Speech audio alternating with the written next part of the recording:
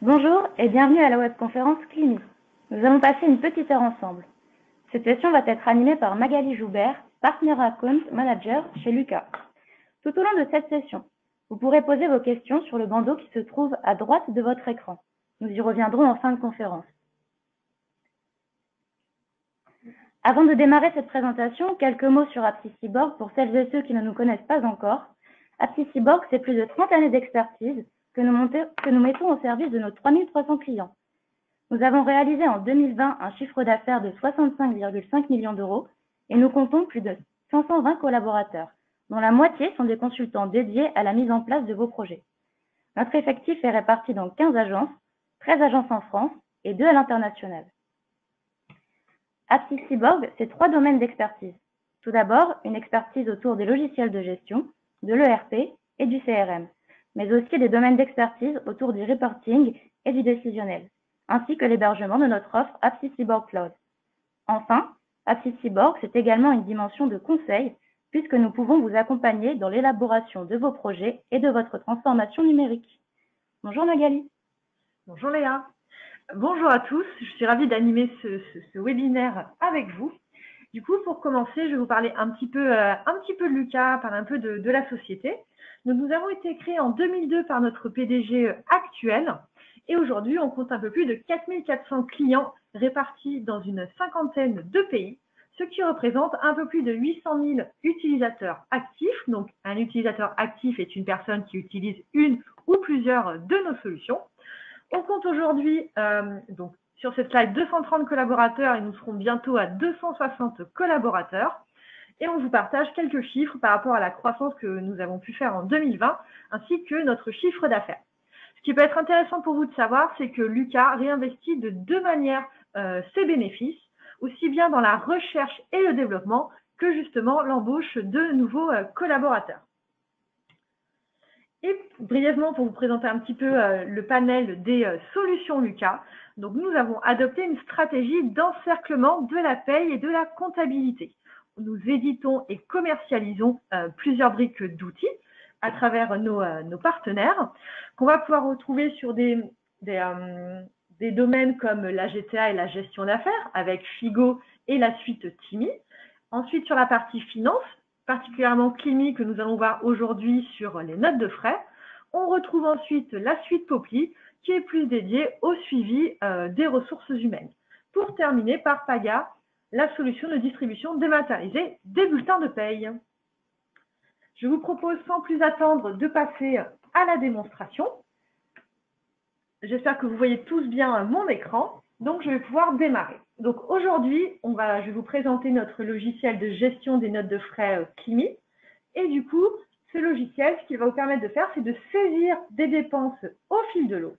Et du coup, permettre aux collaborateurs de ne pas avoir à bloquer de plage horaire dédiée justement à cette saisie des notes de frais. Le but étant derrière d'avoir un vrai gain de temps pour les collaborateurs et un suivi dématérialisé et facilité pour les administrateurs. Pour cette démonstration, je vais incarner 3 rôles successifs. Donc, le premier est celui du collaborateur, qui va venir saisir ses dépenses.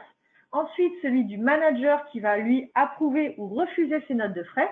Et enfin, celui de l'administrateur qui lui va pouvoir procéder au remboursement du collaborateur et à l'export des données comptables. Comme vous me voyez là, je suis connectée sur l'interface PC desktop du collaborateur. Et donc déjà pour commencer, d'un point de vue concept, on fait vraiment une distinction entre une dépense et une note de frais. Le collaborateur vient saisir ses dépenses une à une dès qu'il en a une à saisir. Et ensuite, il va les regrouper dans une note de frais. Et c'est cette note de frais qui sera déclarée à un moment donné selon la politique de votre entreprise. Le fait de saisir une dépense n'engage à rien, alors que venir déclarer une note de frais déclenche le workflow d'approbation. Il y a plusieurs façons de créer des dépenses dans Climi. Ça peut être aussi bien via l'application mobile ou l'interface web et en utilisant également l'OCR. Je vais commencer par vous montrer une petite vidéo du fonctionnement de l'application. Donc sur Climi, nous avons l'application mobile qui va permettre de venir saisir ces dépenses. Donc, je suis sur mon interface, ça fonctionne sur iOS et Android. Je viens créer ma dépense et en fait, je vais pouvoir faire plusieurs choses. Soit je viens saisir, capturer mon justificatif, auquel cas, dès que la photo est claire et que cela fonctionne, vous voyez, je peux me tromper un peu, j'arrive quand même à me repérer. Et du coup, cette application mobile, elle est dotée donc de l'OCR qui va venir lire tous les champs de ce ticket pour derrière venir en créer la dépense. Et donc, ça peut fonctionner également aussi bien en ligne que hors ligne. On voit bien que la dépense a été reconnue. Je peux naturellement venir vérifier tous les champs. Je peux venir aussi changer la nature. Je peux venir ajouter un axe analytique, ajouter des commentaires. Et ensuite, ma dépense est enregistrée. Donc, tout simplement pour montrer que c'est ça le fonctionnement de l'application. Je retrouve par la suite cette dépense que j'ai saisie sur mon interface. Donc, on a une vraie connexion entre l'application et l'interface, ce qui veut dire que suivant les collaborateurs et la situation dans laquelle ils sont, leur usage, l'outil va s'adapter sans souci. Donc, ce qui est intéressant, c'est que du coup, d'utiliser cette application avec l'OCR, ça va permettre du coup de pouvoir se débarrasser des justificatifs papier. Parce que du coup, c'est ce qu'on appelle la dématérialisation des justificatifs à valeur probante. Depuis mars 2017, on a un article du livre des procédures fiscales qui permet de se débarrasser des justificatifs papier à condition qu'ils répondent à certains critères. Et on le verra en fin de session, on détaillera un peu justement ces critères. Lucas travaille depuis janvier 2018 avec Universign, donc c'est un acteur français qui est spécialisé dans la signature électronique. Et c'est grâce à eux qu'on va également pouvoir apporter, conférer la valeur probante au justificatif. Donc voilà pour la partie applicative. Je passe maintenant sur la partie desktop. Une autre façon qui existe de venir récupérer automatiquement les justificatifs, ça va être d'utiliser les connecteurs. Donc comme vous pouvez le voir ici, nous avons 51 connecteurs disponibles à ce jour, ce qui veut dire par exemple que si vous avez un compte Beep & Go, vous venez le connecter avec votre identifiant et mot de passe, et à chaque nouvelle facture, cette facture remontera automatiquement dans Climi et ça créera une dépense, ce qui veut dire que vous n'avez plus à vous en occuper, en tout cas, vous n'avez plus à vous occuper de la partie collecte. S'il y a des connecteurs qui ne sont pas disponibles, il est toujours possible de faire la demande, de la suggérer à Lucas. Ce qui est également possible de faire, ça va être de transférer les justificatifs que vous auriez reçus par email à une adresse Climi dédiée. Quand elle est reçue par la solution, votre adresse mail est reconnue et ça va également venir créer automatiquement la dépense dans votre espace. Le but est de minimiser au maximum la saisie de la part des collaborateurs. Je retourne sur la partie dépenses et du coup à cet endroit-là, donc j'ai la vue sur toutes les dépenses que j'ai pu venir saisir. Je peux venir les catégoriser suivant l'axe qui va m'intéresser. Je vais les retrouver à déclarer à cet endroit-là, mais je peux également venir en saisir un certain nombre. Par exemple, si je clique sur « Créer une nouvelle dépense », à cet endroit-là, je vais avoir tout un type de nature de dépenses qui seront disponibles. Donc, c'est cette partie-là qui est extrêmement personnalisable, ce qui veut dire que n'apparaîtront que les natures de dépenses qui concernent votre société. Et on peut également aller jusqu'à personnaliser ces natures de dépenses au niveau du collaborateur. Donc, en tant que collaborateur, je ne vois que les natures de dépenses qui me sont autorisées.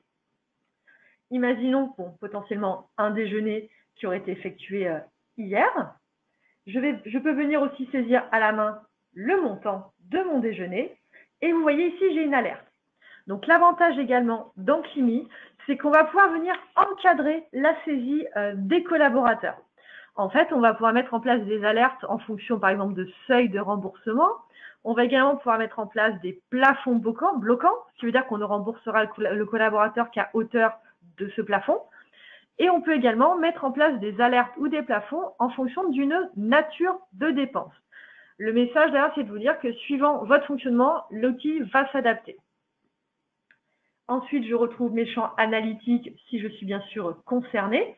Et dans le cadre de déjeuner-dîner, on va également pouvoir venir ajouter des invités. On peut synchroniser des invités, un annuaire qui serait interne, donc il peut également venir synchroniser des collaborateurs qui seraient de l'externe.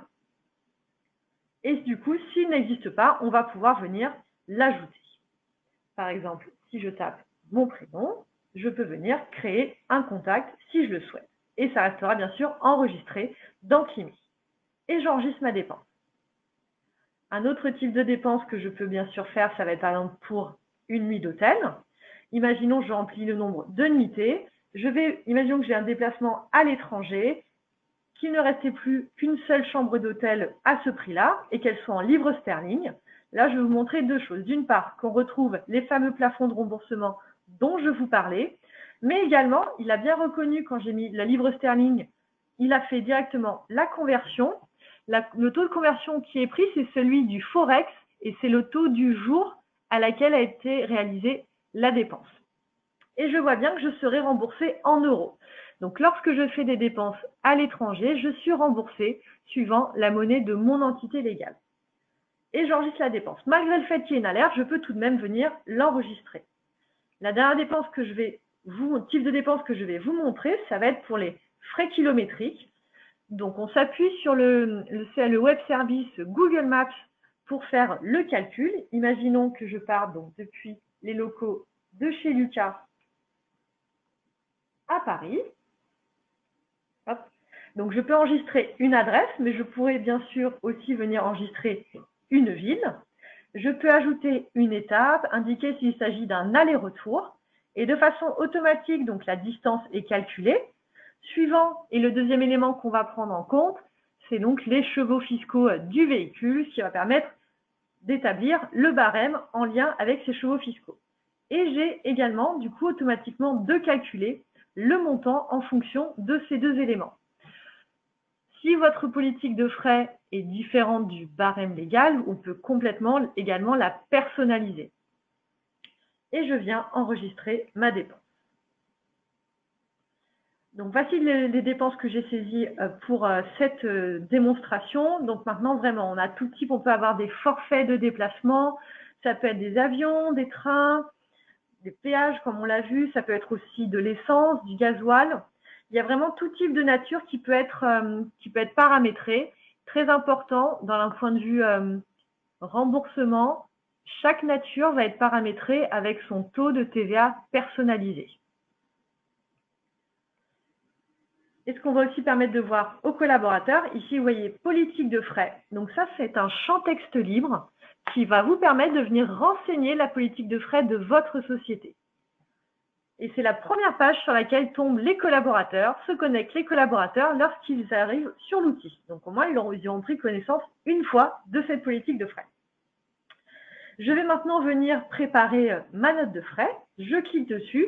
Par défaut, toutes les dépenses sont sélectionnées, mais si je le souhaite, je peux en désélectionner une partie. Et je viens déclarer ma note de frais. Comme vous le voyez, là, elle est inscrite comme étant en préparation. Et on va avoir plusieurs types d'informations. Déjà, si je le souhaite, je peux venir personnaliser le nom de cette note de frais. Ici, elle est répartie par mois. Et je vais avoir l'information distincte par rapport au montant total des dépenses, le montant qui me sera remboursé, puisqu'il tient compte automatiquement de l'application des plafonds en vigueur. Et je viens déclarer ma note de frais. Donc là, mon écran est vide. Et du coup, je vais avoir la possibilité de suivre l'évolution de ma note de frais avec son statut de façon autonome pour ne pas forcément avoir à demander à mon service financier où en est mon remboursement. La chose que je peux faire en parallèle, ça va être aussi des demandes d'avance. Si je dois anticiper un déplacement, l'outil saura gérer ce type de demande. Donc voilà un petit peu pour l'espace collaborateur. Je vais passer maintenant à la partie manager. J'arrive. Voilà. Donc je suis maintenant sur l'interface manager. Et là, vous êtes aussi sur l'interface Lucas, dans le sens où ça, c'est la page d'accueil sur toutes les solutions Lucas, qui est bien sûr personnalisable. Et en fait, vous allez retrouver sur cette page un certain nombre d'informations Déjà, ça va être un résumé de toutes les solutions qui sont potentiellement utilisées. Donc, si je prends l'exemple de Climi, je vais avoir en un coup d'œil un résumé de ma situation à l'instant T. Cette page d'accueil aussi, elle permet d'accueillir un bloc communication si par exemple vous changez de politique de frais et que vous souhaitez envoyer un mail ou en tout cas que ce soit visible pour tous les collaborateurs lorsqu'ils se connectent. Je vais maintenant aller dans Climi. Donc l'interface est bien sûr sensiblement la même. Ce qui a été ajouté, c'est cet onglet approbation. Donc approbation, on peut venir approuver soit des notes de frais, soit des avances. Je vais me concentrer sur la partie notes de frais. Et donc en tant que manager, je vais avoir la vue sur toutes les notes de frais des collaborateurs que je supervise. Je peux choisir de les valider directement à cet endroit-là. Je peux également les transférer si elles ne sont pas de mon ressort, donc je peux transférer mes droits d'approbation. Je peux également venir la refuser en indiquant le motif de mon refus. Et du coup, je vais reprendre celle qu'on a vue ensemble. Et là, on voit qu'on a une petite alerte. C'est-à-dire qu'en fait, l'interface me prévient s'il y a une alerte ou pas sur les dépenses à approuver. Je clique dessus. Et là, je vais retrouver les détails de la note de frais telles que les dépenses ont été déclarées par le collaborateur. Pour m'aider à vérifier chacune de ces dépenses, je vais avoir ces petits pictogrammes. Donc là, par exemple, on m'indique qu'il y a un justificatif qui va me permettre de venir vérifier la dépense. Je vais avoir peut-être des commentaires. Et si, par exemple, je souhaite refuser une dépense, je peux la refuser. J'envoie le message au collaborateur. Et elle, du coup, il va la voir à nouveau sur son interface. Il va être notifié par email. Le but derrière, c'est de ne pas bloquer la validation d'une note de frais parce que peut-être qu'il y a une erreur sur une des dépenses. J'ai également l'information des invités qui seraient présents. Et là, on va retrouver la nuit d'hôtel qui avait dépassé mon plafond. Mais j'ai la possibilité de le relever si je le souhaite.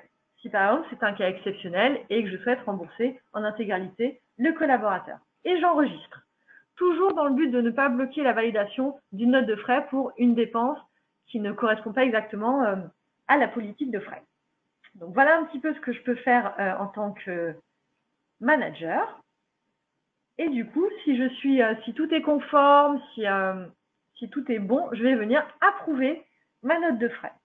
Donc, on a vu la déclaration, l'approbation. Maintenant, on va passer donc au troisième rôle d'administration, qui est plutôt sur la partie donc remboursement et export comptable. Donc, je me connecte à ce dernier rôle. Je retrouve ma page d'accueil et je me connecte à Climi. Donc là, j'ai des onglets supplémentaires et notamment cette étape, le contrôle.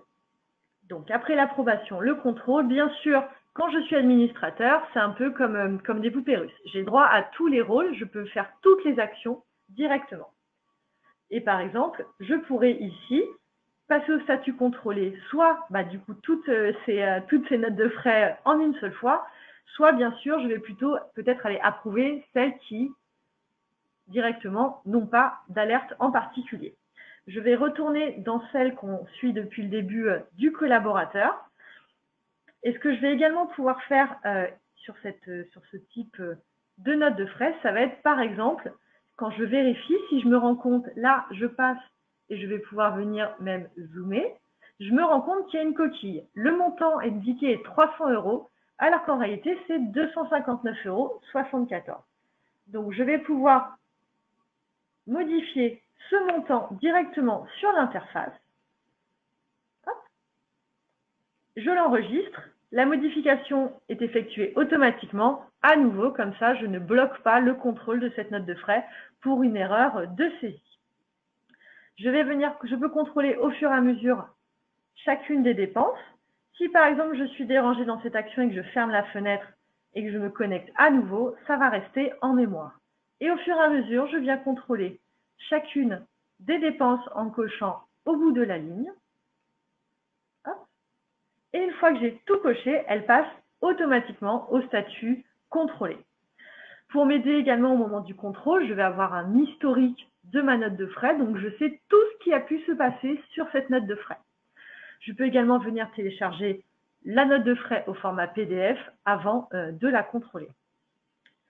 Et on va passer maintenant à la partie paiement.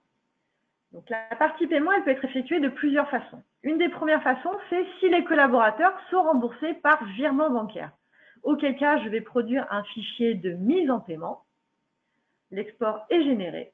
Et on va retrouver notre fichier de paiement SEPA qui sera directement à déposer sur l'interface de la banque pour générer d'un seul coup, en fait, tous les virements pour les collaborateurs. L'autre façon qui existe, c'est si les collaborateurs sont plutôt considérés, ou en tout cas gérés dans la comptabilité comme des fournisseurs, auquel cas, à ce moment-là, ça va se passer dans cet onglet « Export ». Donc, dans cet onglet « Export », du coup, je vais pouvoir venir produire aussi un fichier de mise en paiement. Donc, je vais cliquer sur « Exporter ».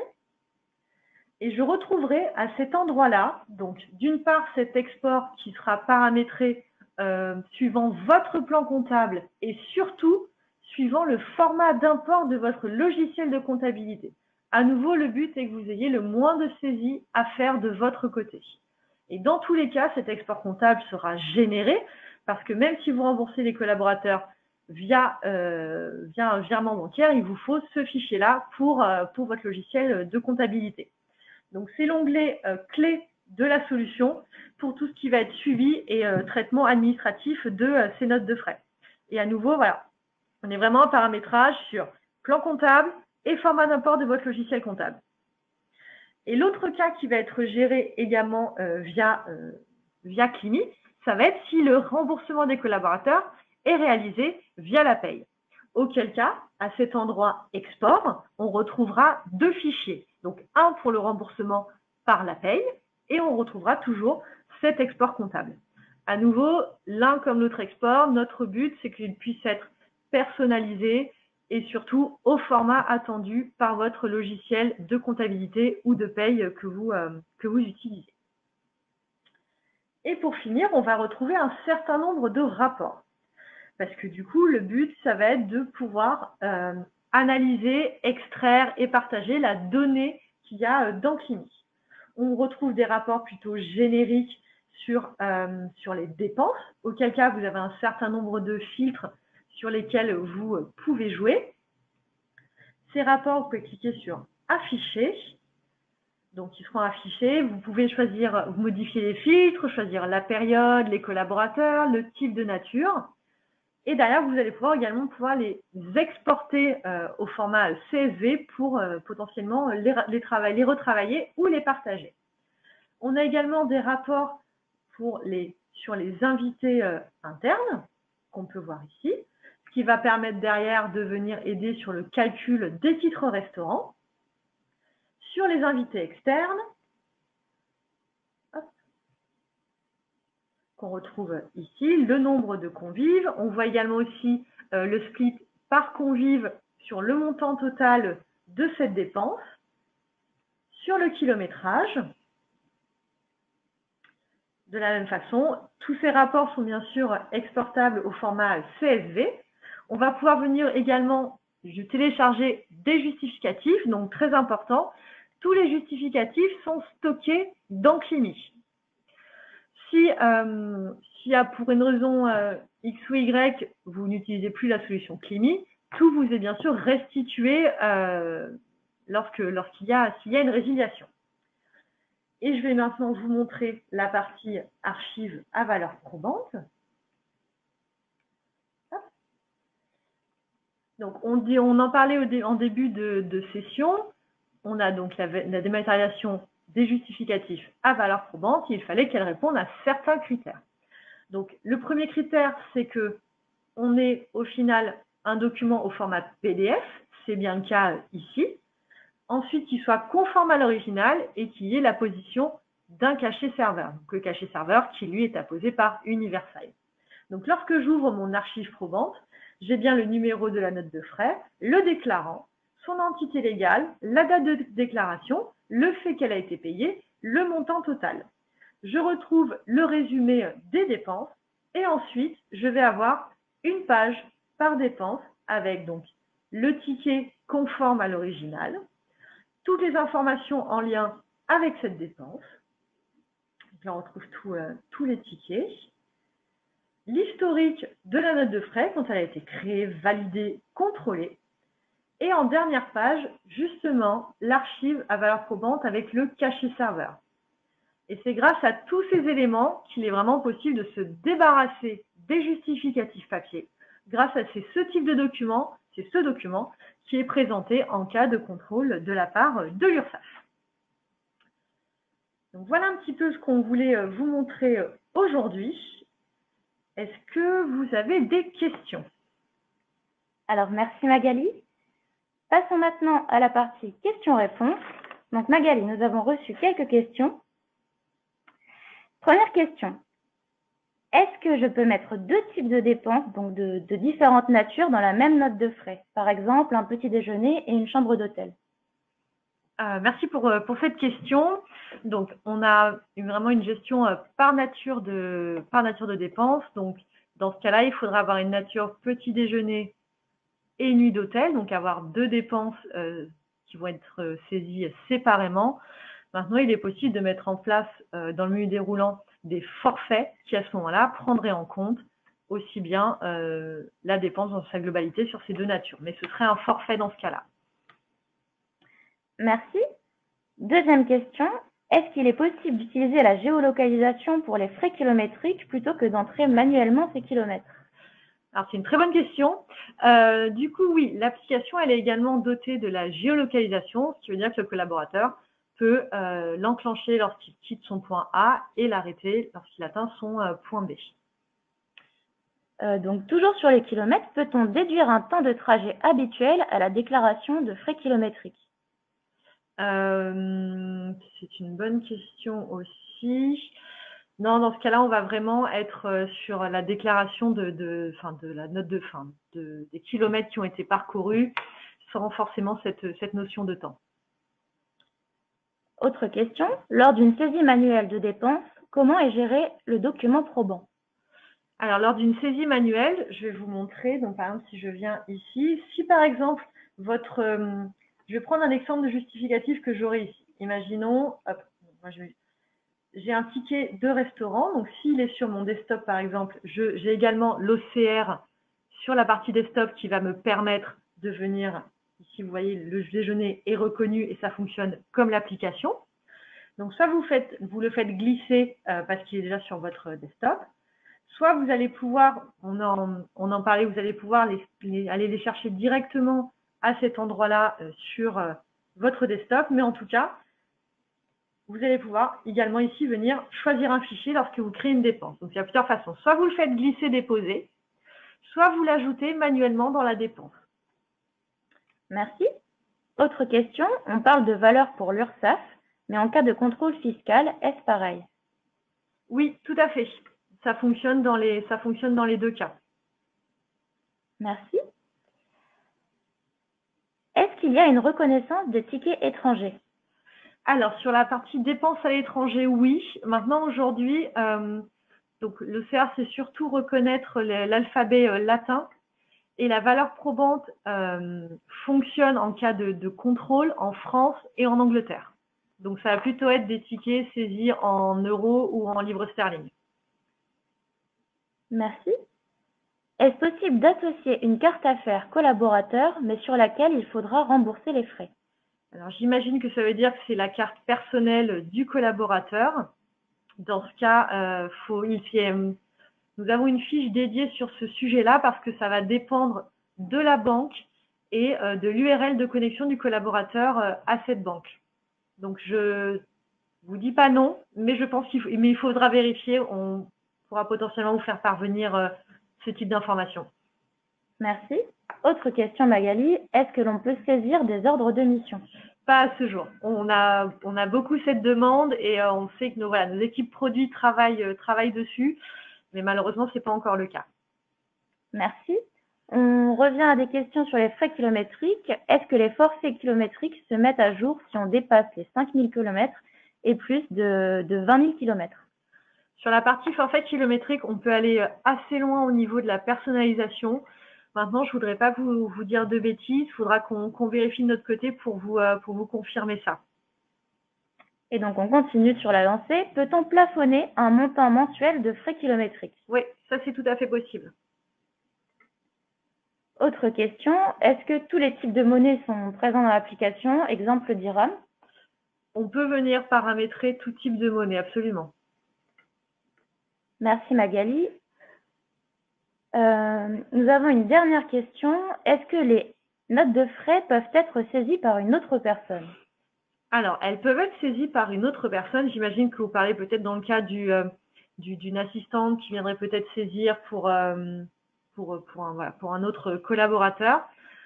Ça peut être fait. Maintenant, la philosophie de l'outil, c'est vraiment que ce soit les collaborateurs qui viennent saisir leurs dépenses. Mais en tant que tel, d'un point de vue fonctionnel, c'est possible.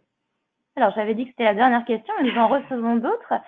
Comment se passe le remboursement si le collaborateur utilise son badge télépéage?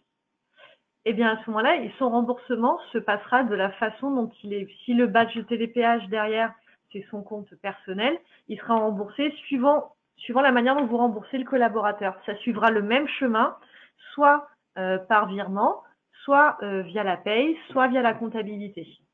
Merci. Encore une question, est-ce que l'analytique est gérée? Tout à fait. L'analytique est gérée, c'est vous qui choisissez les champs analytiques et le nombre de champs analytiques que vous souhaitez voir apparaître. Merci. Pour mettre en œuvre l'export des données vers le logiciel de compta, le fait-on seul ou est-ce un service en plus? Alors, sur la partie export, personnalisation de l'export, donc c'est avec, lorsque vous choisissez cette solution-là, c'est avec les consultants de chez AppSyBorg qui, eux, vont s'occuper de la partie paramétrage. Ensuite, cet export, il peut être récupéré de plusieurs façons. Soit on va faire un export généré manuellement comme je l'ai fait lors de la démonstration, soit il peut être déposé sur un serveur FTP à la cadence qui vous correspond, soit il est possible de mettre en place des API suivant le logiciel de paye qui est utilisé, de comptabilité pardon, qui est utilisé. Merci. Autre question, est-ce que l'on peut débloquer exceptionnellement des plafonds bloquants quand on vérifie une note de frais? Tout à fait, c'est complètement possible. Aussi bien le rôle de manager que d'administrateur ont la main pour relever manuellement ce plafond. Merci. Autre question, le coût est-il à la ligne, à l'utilisateur? Alors, pour le coût de la solution, pour vous donner un peu la philosophie, et ça vous le retrouvez dans toutes les solutions Lucas. Donc, pour Climi, le coût est au déclarant. Donc, on va avoir un palier d'utilisateurs, 0, 10, 10, 19, 20, 29, etc. Il va y avoir un coût associé suivant les paliers et au déclarant, dans le sens où si, je ne sais pas, au mois de juin, vous avez 50 déclarants, eh bien, le coût se calculera sur ces 50 déclarants. Si au mois de juillet, du coup, vous en avez plutôt 25, à ce moment-là, ce sera plutôt sur 25. Donc, c'est vraiment déclarant, qu'il fasse 1 ou 10 notes de frais, il va y avoir le décompte en fonction. Merci. Y a-t-il un lien avec Sage pour les RIB et adresses? Il n'y a pas de lien automatique avec Sage pour les RIB et adresses. La seule sur cette partie-là, ce qui est RIB et adresse, c'est plutôt la solution donc sur la partie Poply Core RH de gestion du personnel, où on peut effectuer des exports depuis la solution pour venir mettre à jour dans Sage. Donc c'est possible, mais c'est une autre solution. Merci. Nous avons une autre question. Peut-on définir des workflows différents selon les types de notes de frais? On peut définir des workflows suivant l'analytique, absolument. Merci Magali, c'était notre dernière question. Merci à tous de nous avoir suivis. Vous pouvez retrouver les sujets de nos prochaines conférences web directement sur notre site appsycyborg.com. Bonne journée à tous et à bientôt. Bonne journée à tous, merci.